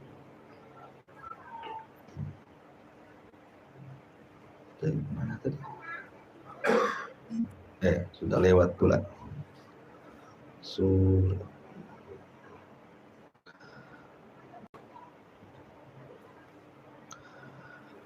Allah Subhanahu wa taala mengatakan wa fir'auna dzil autad, dan terhadap Fir'aun yang memiliki pasak-pasak bangunan yang sangat besar. Ini sudah beralih ya. Kalau dua kisah sebelumnya cerita tentang bangsa Arab, ya. Kalau ini cerita Bani Israel. Karena kenapa dipilih Fir'aun? Karena Fir'aun ini musuhnya Nabi Musa. Kenapa Nabi Musa? Karena Musa itu nabi yang paling masyhur dari nabi-nabi Bani Israel. Dialah nabi yang pertama kali mendapatkan kitab termulia di zamannya, Taurat. Ya kan? Baru setelahnya Zabur, baru setelahnya Injil, baru setelahnya Al-Quran. Makanya dipilih kisah Nabi Musa. Ya, karena ini nabi yang paling masyhur, bahkan di dalam Al-Quran itu kisah Nabi Musa adalah kisah terlengkap. Ya, setelah Nabi Ibrahim, kemudian Nabi Yusuf, ada beberapa nabi itu yang lengkap, tapi Nabi Musa lebih lengkap lagi. Terbanyak dalam Al-Quran. Seolah-olah ada kait hubungan antara Islam dengan Bani Israel. Karena banyak sekali kisah yang disebut dalam Al-Quran, hampir setiap surah. Ya, itu ketemu kisahnya Fir'aun atau kisahnya Nabi Musa alaihi salatu wassalam. Wa fir'auna dzil autad. Maksudnya Fir'aun di sini siapa? Ada yang mengatakan bahwa Fir'aun yang ditemukan di Laut Merah itu, yang jasadnya hari ini dimumikan, kemudian ditaruh di Mesir dan menjadikan tempat rekreasi. Ya, antum kalau ke Mesir, antum bisa datang ke tempat jasadnya Fir'aun, ya, di lab sana, dan antum bisa melihat bagaimana Fir'aun masih utuh karena dimumikan. Apakah Fir'aun yang kemudian dimumikan hari ini yang ada di Museum Mesir itu adalah Fir'aun yang dimaksud dalam surah Al-Fajr ini? Ataukah Fir'aun yang lainnya? Karena kita tahu bahwa Fir'aun itu bukan satu. Fir'aun itu kan istilah bagi Raja Mesir. Itu disebut Fir'aun. Kalau Kisra itu istilah Raja Persia. Kalau Kaisar itu istilah Raja Romawi. Kalau Tuba itu istilah Raja Yaman. Kalau Mesir itu diistilahkan dengan kalimat Fir'aun. Kalau Jawa itu diistilahkan Mengkubuwono. Kan ada istilah Raja Jawa, Mengkubuwono I, Mengkubuwono II gitu ya. Jadi itu sebenarnya istilah-istilah raja. Ya. Lalu siapa Fir'aun di sini? Apakah betul Fir'aun yang dimumikan hari ini yang ada di Museum Mesir itu adalah Fir'aun yang dimaksud dalam surah Al-Fajr? Memang terjadi polemik panjang. Walaupun kebanyakan mengatakan ya, itulah Fir'aun yang dimaksud. Ya, maksudnya Ramsis Ats-Tsani. Ya. Namanya Ramsis kedua. Itulah yang ditemukan, yang kemudian jasadnya sekarang menjadi mumi dan ditonton, bisa dilihat. Katanya, sekali lagi kita tidak bisa menjazmkan masalahnya ya, tidak bisa memastikan. Tapi ada yang berpendapat seperti itu. Karena memang jasad Fir'aun memang dijaga untuk menjadi sebuah pelajaran bagi umat setelahnya termasuk kita. Di sini Allah mengatakan wa fir'auna, maksudnya Fir'aun di sini Fir'aun di zaman Nabi Musa. Karena di zaman Nabi Yusuf juga Fir'aun. Tapi Fir'aun di zaman Nabi Yusuf kan beriman. Tetapi yang dimaksud Fir'aun apabila diistilahkan Fir'aun dalam Al-Quran berarti kisah Nabi Musa. Karena inilah yang banyak dikisahkan dalam Al-Quran, satu-satunya raja yang mengatakan ana rabbukumul a'la a'ilahun ghairi, aku adalah Tuhan yang paling tinggi, apakah ada Tuhan selainku, katanya ya. Dengan sebab dua kata-kata inilah makanya Fir'aun diazab dua kali, di dunia ditenggelamkan dan di akhirat diazab dengan azab yang sangat pedih. Baik, bagaimana kisahnya? Di sini Allah mengatakan wa fir'auna dzil autad, dan Fir'aun yang mempunyai pasak-pasak bangunan yang besar. Alladzina taghaw fil bilad, yang berbuat sewenang-wenang dalam negeri. Fa aktsaru fihal fasad, lalu mereka banyak berbuat kerusakan dalam negeri tersebut. Fasabba alaihim rabbuka sautu adzab, karena itulah Tuhan menimpakan semeti azab kepada mereka. Inna rabbaka labil mirsad, sungguh Tuhanmu benar-benar menguasai mereka. Jadi Fir'aun itu membawa kerusakan karena begini, diawali dari mimpi. Fir'aun itu mulai bejatnya itu diawali dari mimpi ya. Jadi dia bermimpi, dalam mimpinya dia melihat api. Api ini berasal dari perkampungan Bani Israel, kampungnya Nabi Yusuf yang sudah meninggal. Ini turunannya di situ. Ya. Jadi ada api dari Palestina menuju Mesir. Cuman perkampungan Nabi Yusuf Bani Israel itu tidak terbakar. Satu Mesir terbakar. Jadi Fir'aun heran. Ini kan mimpi buruk gitu ya. Tapi sambil lalu saja. Ini mungkin hanya bunga-bunga tidur. Besoknya mimpi dengan mimpi yang sama. Besoknya mimpi dengan mimpi yang sama. Terpaksalah si Fir'aun ini mengumpulkan penasehat spiritual. Ini bahasa kitanya dukun lah ya. Ya keren kali penasehat spiritual itu. Atau ahli supranatural gitu. Dikumpulkan tuh mbah-mbah dukun itu. Ya, kemudian disuruh mentakwil, meramal. Ada apa ramalannya? Kok aneh kali mimpinya? Ya. Akhirnya kemudian para penasihat spiritual ini menunjukkan bahwa setiap pemimpin pejabat itu ada tuh namanya penasihat spiritual tuh. Karena di sini Fir'aun ada penasihat spiritual tuh. Ya, jangan-jangan tingkat RT aja ada penasihat spiritualnya. Supaya kalau pemilihan dapat lagi gitu ya. Jadi akhirnya kemudian kata tukang sihir, ini pertanda kekuasaanmu akan tumbang oleh seorang bayi yang akan lahir dari perkampungan Nabi Yusuf itu, Bani Israel. Oh, ketakutan Fir'aun. Kalau begitu kita bantai saja bayi-bayi laki-laki. Akhirnya terjadi pembantaian setiap hari. Bahkan ada wanita hamil itu dilihat-lihat, ditunggu sampai melahirkan. Kalau lahir anak laki-laki bantai. Kalau lahir anak perempuan, biar dihidupkan. Nanti besok lagi ada anak laki-laki bantai. Anak perempuan, biarkan dia hidup. Yudzabbihuna abna'ahum wa yastahyuna nisa'ahum. Mereka membantai anak laki-laki dan membiarkan anak wanita. Dan begitu seterusnya setiap hari sampai berbulan-bulan, bertahun-tahun. Jadi akhirnya orang-orang yang berakal Mesir mengatakan, ya Fir'aun, kita tahu bahwa kemajuan Mesir itu di tangan Bani Israel. Walaupun mereka diperbudak oleh kaum Kipti, tetapi bagaimanapun kaum Kipti itu sangat berhajat kepada Bani Israel. Karena mereka yang paham soal ekonomi Mesir. Mereka yang paham soal bangun jalan, bangun bangunan yang besar, yang megah, dan begitu seterusnya. Jadi Allah berikan sampai hari ini orang-orang Yahudi kan diberikan kecerdasan yang Allah tidak berikan kepada yang lainnya. Ya, tetapi kecerdasan Yahudi justru untuk menyesatkan orang. Tapi antum harus bedakan antara Bani Israel dengan Yahudi. Makanya jangan pernah negeri Israel dikatakan Israel. Kita katakan Yahudi, negeri Yahudi. Karena Israel itu diambil dari Bani Israel. Dan itu nama suci, nama Nabi Yakub. Ya. Makanya untuk bedakan Bani Israel itu keturunan Yakub. Kalau Yahudi itu agama. Bani Israel ini ada yang baik, ada yang jahat. Nabi Yusuf Bani Israel baik. Dan nabi-nabi dari Bani Israel banyak. Tapi kalau Yahudi itu agama, agama yang menyesatkan. Makanya kita setiap sholat berlindung dari orang Yahudi. Ghairil maghdubi alaihim waladhdallin. Ya, maghdub siapa? Maghdub itu Yahudi, maksudnya maghdub itu. Dhalin itu artinya Nasrani. Kita berlindung dari mereka. Hari-hari kita ngomong seperti itu dalam setiap sholat kita kan. Ya, ihdinas siratal mustaqim siratal ladzina an'amta alaihim ghairil maghdubi alaihim waladhdallin. Ya. Lah, ketika kemudian orang-orang yang berakal mengatakan janganlah seperti itu. Nanti kalau habis turunan mereka, bapak-bapak mereka mati, siapa yang akan melanjutkan pembangunan Mesir ini? Ya. Biarkanlah, buat kebijakan lain. 1 tahun bantai, 1 tahun jangan. 1 tahun bantai, 1 tahun jangan. Kayak Pasal Daud gitu ya.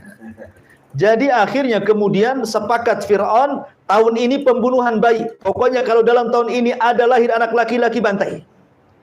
Tahun depannya walaupun lahir anak laki-laki jangan dibantai, biarkan dia hidup. Dibuat selang-seling seperti itu. Di hari atau di tahun ketidak ada pembantaian, lahir pula Nabi Allah Harun. Selamat dia. Ya kan, tidak dibantai. Karena apa? Lahir di tahun tidak ada pembantaian. Ya. Di tahun ada pembantaian, lahir pula Musa, adiknya. Maka ibunya takut. Karena ketika itu suaminya sudah meninggal. Sehingga bagaimana harus merawat satu anak laki-laki, tidak ada laki-laki, tidak ada suami yang bisa membelanya. Akhirnya ibunya Musa ketakutan, makanya Allah ilhamkan kepada Ummi Musa an alqi, untuk dilempar bayi itu, letakkan di kotak. Maka diletakkan di kotak. Dikasih tali, jadi waktunya nyusu ditarik, kasih susu, habis itu dibiarkan lagi. Allah takdirkan talinya putus. Akhirnya mengapunglah di Sungai Nil. Kembali ke cerita istana Fir'aun. Fir'aun itu tidak punya anak laki-laki, semua anak perempuan. Satu anak perempuan yang kesayangan Fir'aun itu sakit-sakitan. Sudah berusaha ke dukun sana, dukun sini, tidak bisa mengobati, ya namanya dukun. Dukun itu kalau tidak istilahnya pesulap, kalau tidak pendusta, cabul katanya. Kan gitu ya. Pak dukunnya bilang itu oknum gitu. Ya, mungkin oknum begitu ya. Tapi yang jelas bahwa tidak ada yang bisa mengobati. Rupanya ada seorang peramal mengatakan anak ini akan sembuh kalau diusap oleh kotak yang pertama kali ngapung di Sungai Nil. Ceritanya begitu. Ini kisah Israiliyat. Akhirnya setiap harilah istri Fir'aun Asya bintu Muzahim itu memandang-mandang Sungai Nil. Ya, kapan ada kotak itu. Suatu hari nampak pula kotak itu. Yang di situ ada bayinya Musa. Maka istrinya Fir'aun Asya bintu Muzahim memerintahkan pengawalnya untuk mengambil kotak itu. Pas ketemu isinya bayi. Allah ilhamkan ke dada istrinya Fir'aun langsung cinta kepada bayi itu. Karena dia nggak punya anak lagi masalahnya. Ketika melihat bayi itu langsung senang. Apalagi cakep bayinya. Ketika Fir'aun datang, hampir dibunuhnya bayi itu. Karena takut jangan-jangan ini anaknya Bani Israel nih. Ya, nampak muka-mukanya Bani Israel katanya. Akhirnya kemudian kata istrinya Fir'aun, jangan. Saya sudah suka dengan dia. Mudah-mudahan dia menjadi qurratu ainin li walak katanya. Mudah-mudahan bayi ini akan menjadi penyejuk mataku dan matamu. Kata Fir'aun, matamu saja, mataku tidak katanya. Ya, kalau Fir'aun mengatakan ya, tentu Fir'aun akan beriman. Ya kan? Tapi ketika Fir'aun mengatakan, itu penyejuk matamu saja, tidak mataku.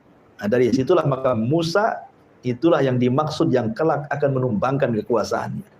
Ya. Akhirnya dibesarkanlah Musa di istana Fir'aun. Ketika dia sudah menginjak dewasa, ya sudah hidup di istana Fir'aun, diberikan pendidikan macam-macam di situ kan. Jalan-jalanlah Musa ini ke ganggang kota Mesir. Rupanya pula dia melihat ada perkelahian anak muda dari Bani Israel dan anak muda dari kaumnya Fir'aun. Awalnya tidak tahu siapa yang salah, tapi diperhatikan nampaknya yang dizalimi adalah anak muda dari Bani Israel. Ketika kemudian anak muda Bani Israel meminta pertolongan kepada Musa, Musa pun menolongnya. Ada yang mengatakan Musa itu tidak menyerang. Yang menyerang itu anak muda dari kaum Kipti. Musa hanya nangkis saja, tapi tangkisannya bisa membuat orang mati. Tapi ada juga mengatakan dia mukul, tapi tidak sengaja, bukan untuk membunuhnya. Hanya untuk membela anak muda yang dizalimi. Pukulannya membuat dia mati. Ingat, hukum di Mesir kala itu siapa yang membunuh dibunuh kisos. Ya kan? Maka Musa pun bingung dia, karena dia sudah bunuh orang. Ya. Tidak ada yang tahu peristiwa ini kecuali anak muda dari Bani Israel, Nabi Musa dan orang yang sudah mati itu. Belum ada yang tahu. Ya, apalagi alat buktinya dihilangkan semua. Dirusak semua, ya kan? Susah tuh nyingkapnya juga, ya. Akhirnya kemudian suatu hari, ini nggak ada yang tahu loh. Ya, kecuali Musa dan anak muda dari Bani Israel saja. Memang anak muda dari Bani Israel itu suka buat ulah rupanya. Di kesempatan yang lain dia lagi ribut katanya. Dia lagi ribut. Ketika Musa lewat ke orang ini lagi yang buat ribut ini. Akhirnya ketika anak Bani Israel ini melihat Nabi Musa ketakutan. Karena dia tahu sekali pukul mati. Gitu. Jangan-jangan dia dekat akan mukul saya. Ya, padahal Musa itu kan memastikan siapa yang salah, siapa yang benar gitu ya. Tapi anak muda ini sudah takut duluan ketika Musa menghadap dia. Akhirnya sebelum dia dipukul Nabi Musa, dia mengatakan, apakah engkau akan membunuh aku seperti kau bunuh kemarin orang itu kau bunuh? Akhirnya orang jadi tahu lah yang membunuh kemarin tuh. Kan tadinya nggak tahu kan? Tadinya kan tersembunyi gitu kan, karena nggak ada alat buktinya lagi. Ya. Tiba-tiba dia berteriak karena ketakutan. Hai Musa, apakah engkau akan membunuh seperti engkau membunuh kemarin? Akhirnya orang tahu, oh yang mati kemarin tuh Musa yang bunuh katanya. Nah dari situ Musa mulai ketakutan, pergi lari dia. Ada orang yang bijak mengatakan, wahai Musa, kau harus meninggalkan Mesir. Kalau tidak kau ditangkap, kau akan mati. Maka dari situlah Musa memulai hijrah pertama, pergi dari Mesir ke negeri Arab. Kemana? Ke Madian. Ya. Singkat cerita, sampai di Madian, dia ketemu dengan orang laki-laki yang soleh namanya Syuaib, bukan Nabi. Ya, cuma namanya sama, Syuaib. Punya 2 anak putri. Menikahlah Musa dengan salah satunya karena sudah berjasa mengambilkan air yang kemudian membantu mertuanya menggembala kambing sampai punya istri, punya anak banyak. Setelah 10 tahun, Musa pun ingin kembali ke Mesir. Berangkatlah Musa ke Mesir. Di tengah jalan, kemudian Musa alaihi salatu wassalam nyasar. Ini karena udah 10 tahun kan, mungkin lupa jalannya dia. Tengah malam, obor pun sudah padam. Ya, dia takut ada terjadi apa-apa dengan anak istrinya. Maka tiba-tiba di tengah malam, dia melihat ada cahaya dari kejauhan. Dia mengatakan sama istrinya, kamu tinggal di sini. Saya akan ke sana. Boleh jadi saya akan mengambil satu api yang bisa kita melanjutkan perjalanan. Atau mungkin di sana ada orang yang bisa menunjukkan jalan ke Mesir. Akhirnya kemudian, Nabi Musa pun meninggalkan keluarganya dan menghampiri api yang dilihat dari jarak jauh itu. Semakin dekat semakin besar, semakin dekat semakin besar. Rupanya setelah dekat bukan api tapi cahaya. Ya. Disangkanya api, setelah dekat cahaya. Rupanya cahaya itu seperti api berada di pohon zaitun. Dari sini menjadi khilaf para ulama. Ketika Allah Subhanahu wa taala berfirman dalam surah An-Nazi'at itu, ya, wa nadahu rabbuhu bil wadil muqaddasi tuwa. Ya. Kan di sini kan muqaddasi tuwa, lembah yang disucikan di bukit tua. Maksudnya tua di sini apa? Ada yang mengatakan Bukit Saina. Maknanya, sebenarnya Musa sudah sampai Mesir. Karena Bukit Saina kan di Mesir. Ya. Artinya sudah dekat dengan Mesir. Ada juga yang mengatakan Bukit Tua di sini bukan Mesir. Maksudnya adalah Bukit Zaitun yang ada di Palestina. Karena bahasanya muqaddas, diberkahi. Ya. Negeri yang diberkahi maksudnya Palestina. Ya, jadi ada yang mengatakan Musa masih di Palestina sebenarnya. Tapi ada penafsiran mengatakan sudah sampai Mesir karena ada yang mentafsirkan Bukit Tua itu artinya Bukit Saina. Ya, disitulah Musa pertama kali dinobatkan jadi nabi. Ketika dia sampai di api itu, cahaya itu, tiba-tiba ada suara. Suara itu aneh. Terdengar dari atas, dari bawah, dari samping kiri, dari samping kanan, dari depan, dari belakang. Bingung Musa ini. Dan mengatakan, innani ana rabbuk. Akhla na'alaika. Ya. Sesungguhnya saya Rabbu, wahai Musa. Lepaskan sandalmu. Ini negeri yang diberkahi. Ahli tafsir mengatakan, kenapa Musa disuruh melepas sandal? Karena sandal itu terbuat dari kulit keledai yang disamak, yang najis. Sementara negeri yang suci jangan diinjak dengan najis. Sama lah, antum masuk masjid pun sama kan? Nggak boleh antum bawa najis. Bahkan Nabi SAW pernah sholat bersama para sahabat, tiba-tiba sandalnya dibuka, sahabat-sahabat pula ikut buka sandal. Habis sholat Rasul mengatakan, kenapa kalian ikut-ikut lepas sandal? Kata sahabat, kami melihat anda lepas sandal, ya kami juga lepas katanya. Boleh jadi ada turun wahyu kepadamu, kata Rasul, bukan. Tadi waktu sholat Jibril datang memberitahu sandalku ada najisnya, makanya aku lepas. Apa di sandal-sandal ada najis katanya. Artinya bahwa masuk masjid saja, karena masjid disucikan, tidak boleh kita bawa najis gitu ya. Maka begitu juga Musa untuk dilepas. Kemudian Allah Subhanahu wa taala berdialog dengan Musa, disinilah disematkan kalimat kalimu rahman. Musa itu nabi yang diajak berdialog dengan Allah tanpa perantara. Maka sejak itu disematkan kalimat kalimu rahman. Ya.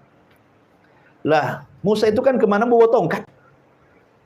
Jadi Allah Subhanahu wa taala kemudian dibalik cahaya itu mengatakan, wa ma biyaminika ya Musa, itu di tangan kananmu apa itu?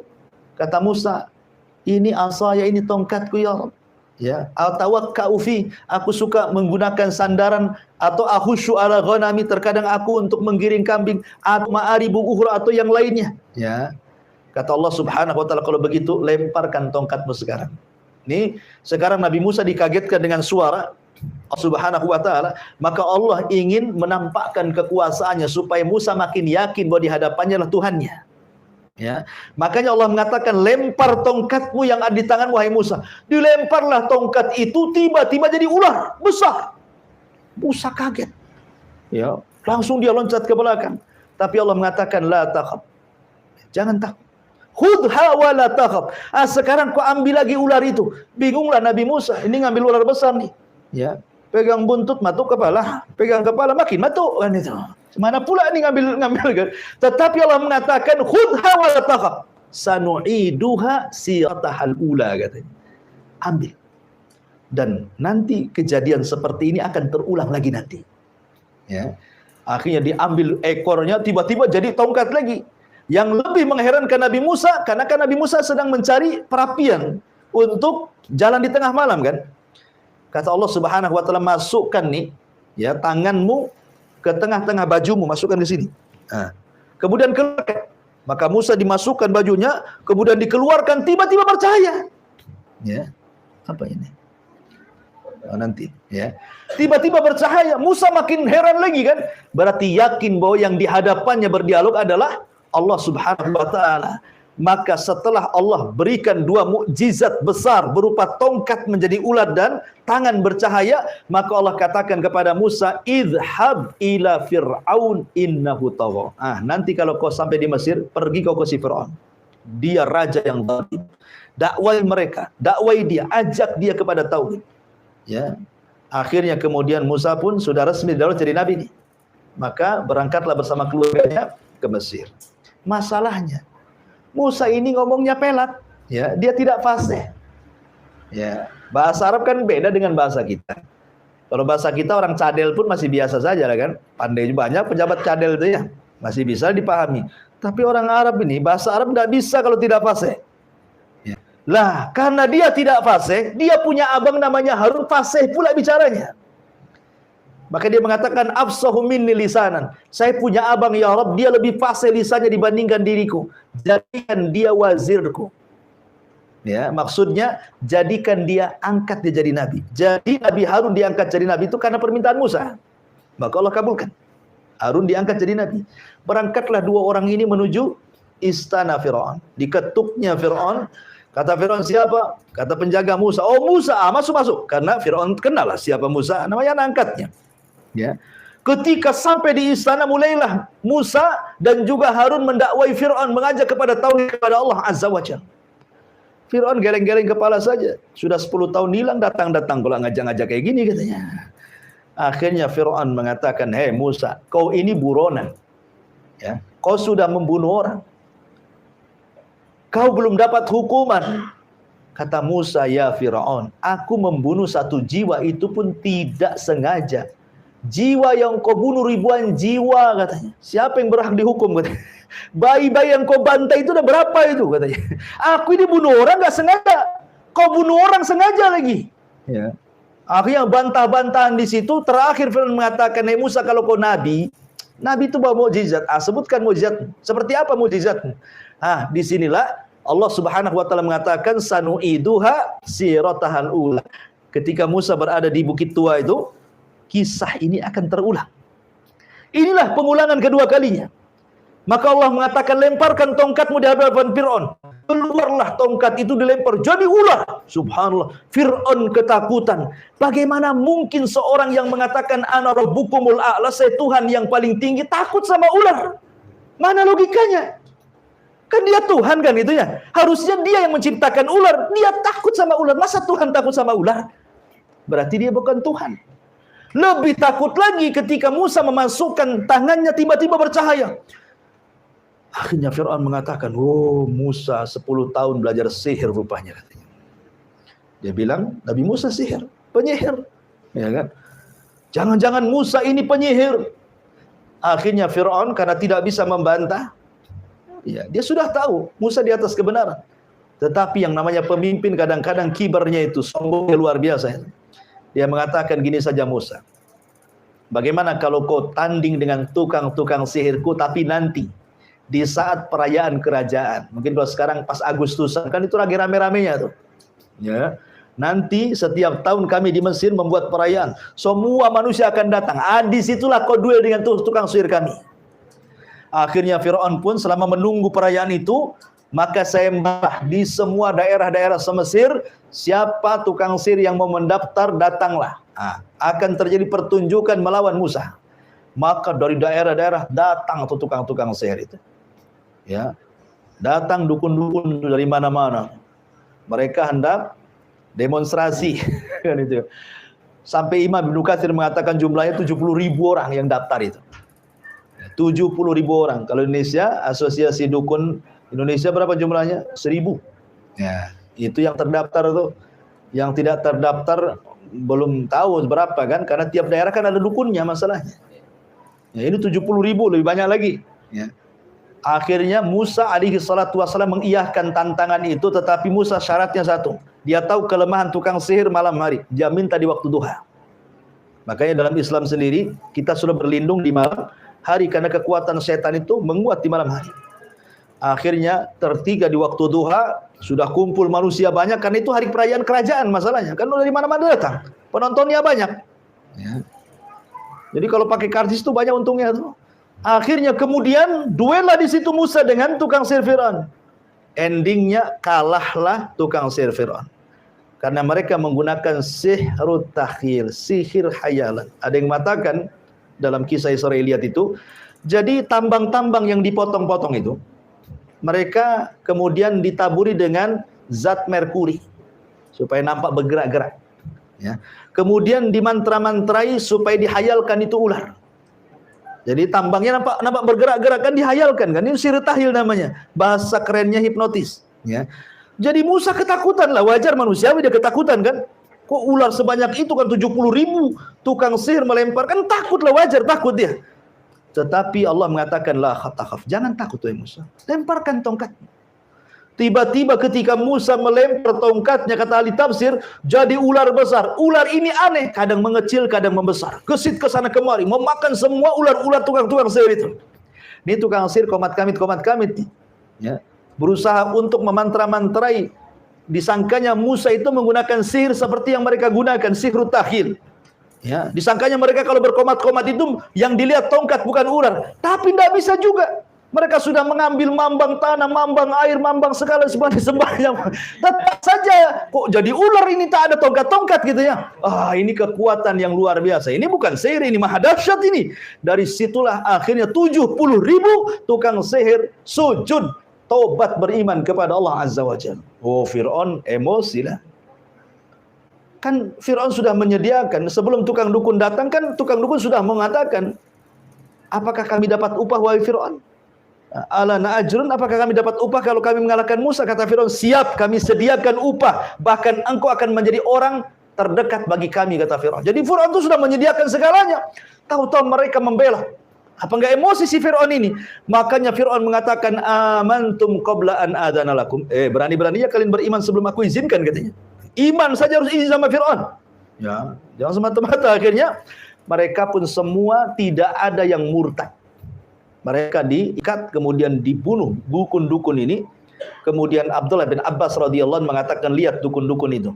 Di pagi hari mereka dukun yang jahat, di sore hari mereka para syuhada yang baik, katanya. Mereka masuk surga. Dibantai oleh Fir'aun. Lah sejak peristiwa ini, Fir'aun sudah tidak berani mengganggu Nabi Musa. Ada yang mengatakan Musa akhirnya tinggal di kampung Bani Israel selama 40 tahun. Ada yang mengatakan 20 tahun. Wallahu a'lam. Yang jelas bahwa sudah Fir'aun tidak ganggu lagi. Jadi Musa ini fokus berdakwah kepada Bani Israel selama 40 tahun itu. Lah selama 40 tahun inilah Allah Subhanahu wa taala berikan mukjizat, berbagai macam mukjizat, tapi tidak beriman juga tuh orang-orang Mesir itu. Ya. Pertama dikirim tupan, angin yang menghabiskan tanaman. Akhirnya karena mukjizat ini tidak mungkin diangkat kecuali dengan doanya seorang nabi. Datang angin topan. Semua binatang-binatang, tumbuh-tumbuhan mati semuanya. Mereka datang kepada Nabi Musa, ya Musa, berdoalah kepada Allah supaya topan dihentikan. Berhentilah topan. Akhirnya sekian tahun berikutnya tidak juga beriman. Dikirimlah kodok di mana-mana. Ya, kalau kodok itu yang dewasa, kalau yang kecil namanya cebong. Ya. Jadi kodok di mana-mana. Ya. Makan dengan kodok. Bayangkan ya, di piring ada kodok gitu ya. Lagi masak tengok di kuali ada kodok, semua kodok, di mana-mana kodok. Ya. Nggak nyaman hidup sama kodok itu. Antum loh ndak melihara kodok, tenggenang di samping rumah, tiba-tiba kakok, itu kan udah gerah itu. Gimana caranya? Apalagi kodok di mana-mana gitu ya. Kodok 2 ekor di samping rumah itu sudah ganggu gitu tidur kita. Ini kodok sak rumah, di mana-mana ada kodok. Mereka datang dan Musa, tolonglah kodok-kodok ini dihilangkan. Berdoa lagi, hilanglah kodok-kodok itu. Sekian tahun lagi tetap kufur juga. Akhirnya dikirim kepada mereka kutub. Ya, mungkin bahasa kitanya tumbila, tahu tumbila? Kalau di Jawa Barat itu, kalau di kasur-kasur Tempo dulu, itu di ujung-ujung kasur itu namanya tumbila. Tinding itu apa tuh? Kalau antum tidur nanti makan darah antum tuh. Ya. Tapi tidak tahu sekarang kok bisa punah pula, kemana perginya tumbila tuh? Tak ada pula itu, kisah-kisah orang dulu saja. Saya masih ngalami itu, masih ada tumbila kan? Masih ada ya? Di pesantren-pesantren biasanya. Di kampung masih ada ya. Ya dikirim tumbila coba di mana-mana tuh. Berarti siksa orang makan darah tuh. Ya. Jadi luar biasa. Akhirnya mereka datang ke Nabi Musa, lo berdoalah, hilangkanlah tumbila ini katanya. Akhirnya hilang tumbila, sekian tahun kufur lagi. Didatangkan kemudian jarod. Jarod itu apa? Belalang. Di mana-mana ada belalang. Itu kan belalang kan hama sawah tuh. Ya. Akhirnya berdoa lagi minta kepada Musa diangkat belalang. Akhirnya kufur lagi. Kemudian dikirimlah darah. Ada yang mengatakan darah itu keluar dari badannya. Ada yang mengatakan air itu semua jadi darah. Sumur jadi darah, sungai jadi darah, lautan jadi darah. Pokoknya akhirnya Musa berdoa lagi, diangkat lagi, dan begitu seterusnya. Ya. Sampai Musa melihat geleng-geleng kepala, tidak bisa. Orang Mesir nggak bisa beriman. Musa harus membawa Bani Israel ke negeri yang jauh lebih baik lagi supaya mereka bisa beriman. Kemana? Ke Palestina. Dari situlah Musa hendak hijrah. Kedengaran Fir'aun, oh enggak. Kalian Musa membawa Bani Israel supaya Mesir bangkrut dengan tidak adanya orang-orang Bani Israel, tidak bisa. Siapa yang ikut Musa, kubunuh. Maka akhirnya Musa pada waktu yang ditentukan membawa Bani Israel sebanyak-banyaknya untuk mengarah ke Palestina. Fir'aun ketahuan, maka Fir'aun menyiapkan pasukan besar, kemudian menyusul Musa dan Bani Israel. Disinilah terjadi peristiwa mukjizat tongkat yang ketiga. Karena di hadapannya lautan, di belakang pula tentara Fir'aun. Bani Israel ketakutan, wa inna lamudrakuna Musa. Kami sudah dilihat oleh tentara Fir'aun, mau kemana kita? Depan kita lautan. Musa dengan yakinnya mengatakan, innama iya rabbi sayahdin, tenang, kebersamaan Allah pasti ngasih petunjuk. Jibril turun, kemudian meminta kepada Musa untuk memukulkan tongkat di lautan, tiba-tiba menjadi 12 jalan. Kenapa 12 jalan? Karena 12 kabilah Bani Israel itu. Maka ketika sudah sampai di seberang sana, Fir'aun menyusul, Allah katakan fa'aghraqnahum wa junudahum. Maka kami tenggelamkan si Fir'aun, fa'aghraqnahu wa junudahu, dan tentara-tentaranya. Kenapa? Karena Fir'aun pernah mengatakan, sesungguhnya seluruh air di Mesir itu di bawah telapak kakiku. Sekarang Allah adab dengan ditenggelamkan di air. Karena dia sombong dengan air. Semua air di Mesir ini di bawah kakiku. Sekarang tahu. Ya. Itulah air yang kau sombongkan, kau tenggelamkan di bawah air ya. Begitulah Allah Subhanahu wa taala mengkisahkan tentang kisah Fir'aun. Wallahu alam, inilah 3 kisah yang tersebut dalam surah Al-Fajr. Taib, sebelum saya tutup ada pertanyaan di sini.